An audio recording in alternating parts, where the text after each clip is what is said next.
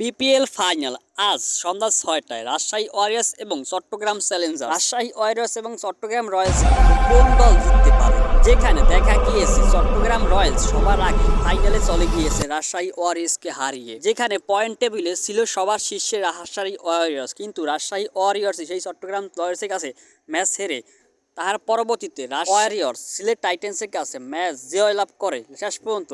আবার ওই রাজশাহী ওয়ারিয়র্স এবং চট্টগ্রাম রয়্যালস একে অপরের বিপক্ষে হয়ে খেলে, যেখানে রাজশাহী ওয়ারিয়র্সের অধিনায়ক হিসেবে আছেন নাজমুল হোসেন এবং চট্টগ্রাম রয়্যালসের হয়ে খেলবে অধিনায়ক হিসেবে শেখ মেহেদী, যে কিনা একজন জেনুয়াল অলরাউন্ডার এবং নাজমুল এবার আসা যাক কোন দলের বিপক্ষে কোন দলের প্লেয়ারগুলো সবচেয়ে ভালো। এখানে দেখা যায় চট্টগ্রাম রয়্যালসই ব্যাটিং অর্ডার এবং বোলিং অর্ডার মোটামুটি ভালো। ব্যাটিং অর্ডার বোলিং অর্ডার অনেকটা বেশি ভালো। অন্যদিকে রাজশাহী ওয়ারিয়র্সের ব্যাটিং অর্ডার বোলিং অর্ডার অনেকটা ভালো। রাজশাহী ওয়ারিয়র্সে খেলবে জেমিন ইসাম আরো অন্যান্য প্লেয়ার। বিপিএল এর সবচেয়ে নামকরা প্লেয়ারগুলো রাজশাহী ওয়ারিয়র্সে খেলবে।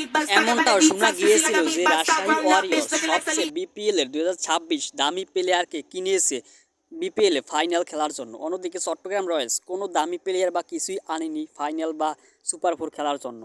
এখন দর্শকদের মাঝে একটাই প্রশ্ন, কোন দল জিততে পারে আজ সন্ধ্যা ৬টার ম্যাচে, রাজশাহী ওয়ারিয়র্স নাকি চট্টগ্রাম রয়্যালস? মিরপুর পিচে পরিসংখ্যান বলতেছে যে যারা সবার আগে ব্যাটিং করে তারাই সবচেয়ে বেশি জয়লাভ করে। এখন চট্টগ্রাম রয়্যালস যদি আগে ব্যাটিং করে তাহলে তাদের জয়ের সম্ভাবনা থাকবে বেশি। অন্যদিকে রাজশাহী ওয়ারিয়র্স যদি আগে ব্যাটিং করে তাহলে তাদেরও জয়ের সম্ভাবনা একটু বেশিই থাকবে।